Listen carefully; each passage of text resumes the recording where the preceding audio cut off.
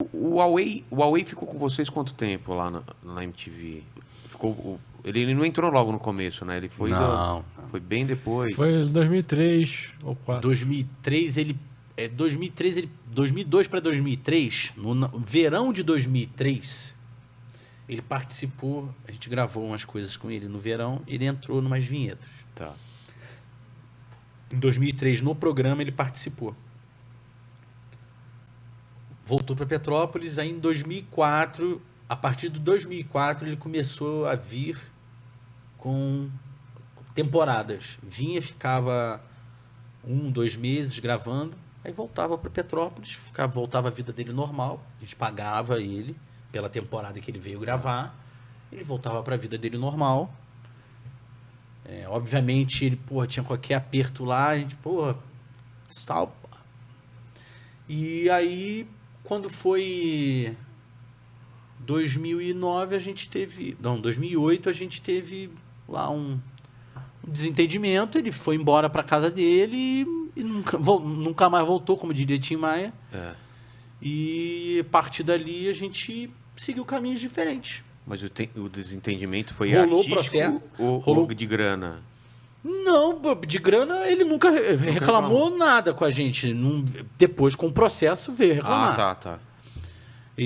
Mas ele perdeu o processo, né? Mas basicamente em todas as instâncias. Ele estava pedindo o quê? Eu estava reivindicando Ele reivindicou o trabalho escravo, né, cara? Durante 8 anos. Mas de vocês ou da MTV? Da MTV e da gente. Vocês também? Mas vocês eram contratados pela MTV? É estranho. Um processo um pouco... Mas perdeu. Perdeu em todas as instâncias. Perdeu lá em Petrópolis e também aqui em São Paulo. E como vocês descobriram ele?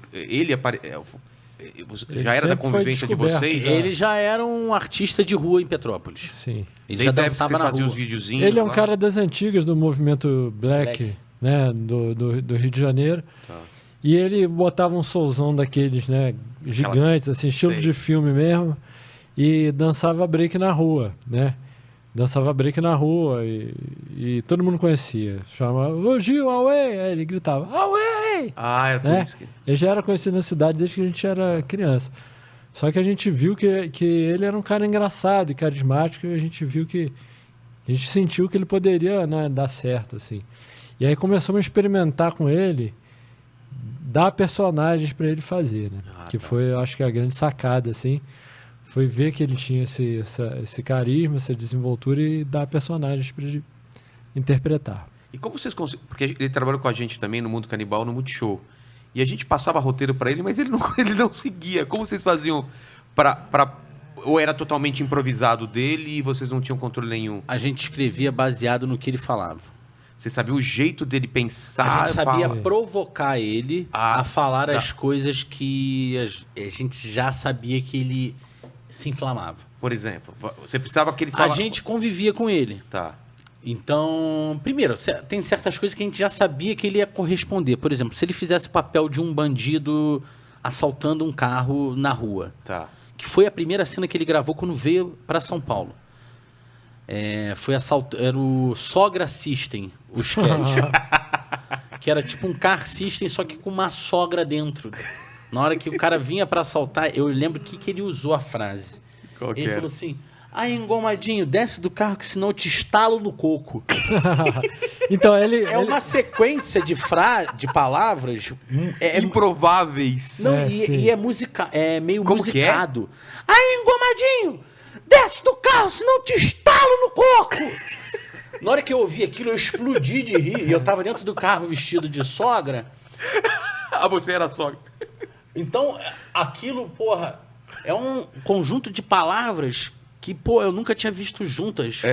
Sacou? E elas são meio musicadas. Total, cara. Parece coisa de samba enredo, parece coisa de funk carioca, moro? Então ele tem um talento nato dele, cara. O Gil Ele é engraçado. Ele é engraçado naturalmente. E ele tem esses arquétipos que ele sabe fazer muito bem. Do bandido, do cafetão, do malandro. E a apelação, né? Porque ele tem a fisionomia engraçada, né? E ele também vivenciou essas coisas. A rua, né? Ele viu isso tudo na rua, ele viu isso tudo dançando, viu isso tudo. Então, ele sabe isso. Fora isso, a convivência com ele nos deu a possibilidade de perceber o que ele se incomodava, o que revoltava ele. E uma coisa que a gente percebeu é que jornalismo, ele correspondia às notícias. Era genuína, a revolta dele era genuína? Sim. Ele ficava Sim. puto mesmo? Ficava. E até mesmo a interpretação totalmente equivocada de algumas notícias. Como? também. Ah, ele entendia errado a É, notícia. Por exemplo, você lembra de alguma coisa? Cara, cara, agora, tipo, Mas, por exemplo... do negócio, por exemplo, de fitness lá, o universo fitness, Sei. ele já achava que todo mundo tomava bomba. Ah, tá. O cara quer ficar peitudo, quer ficar bundudo, brother. Ele fala. Então, isso a gente ia... eu morava junto, né, praticamente, quando ele vinha para São Paulo, ele morava na nossa casa. É. Então, eu contava pro Fausto depois, no dia seguinte, na reunião, eu falava, cara, eu vi o Gil ontem, vendo jornalismo, né, eu e o Marco, a gente via muito, né? Cara, tu tinha que ver, o cara Era ficou muito engraçado, revoltado. Ele discutia com a televisão. Eu descia, às vezes, ele tinha a televisão dele, ele ficava vendo na sala, eu tava no meu quarto, eu descia, falava, o que houve aí, Gil? Eu, pô, o cara tá contando uma mentira danada. Ele tava brigando com o telejornalismo, com o âncora do jornal. Que maravilhoso, cara. Aí eu falei, não, isso tem que virar alguma coisa. É E muito virou o engraçado. E-News. E tinha um jogo, cara, a gente jogava videogame. O box do PlayStation. Era uma maior tô rixa ligado. de... Ele jogava, ele levava mó a sério. Ele não queria perder nem a pau. Quando ele porrava esse aqui no box, ele comemorava, mano. É. Eita, filho da puta! Eu deixava ele ganhar só pra ver a reação dele. Quando ele começava, né? Era um jogo de boxe que, à medida que o cara ia encaixando os golpes, o bonequinho ia ficando grog, né? Era Fight Night. Aí o bonequinho ficava grog e já não conseguia se defender. Aí ele começava a apertar sem parar. Vai! Toma! Deita, filha da puta! Cara, que maravilhoso isso. Ter convivido com o cara Aí, deve ter É sido, muito mano. engraçado. Ah, cara, era Foi divertido pra caralho. E sabe o que era legal? Por exemplo, eu gosto muito dele.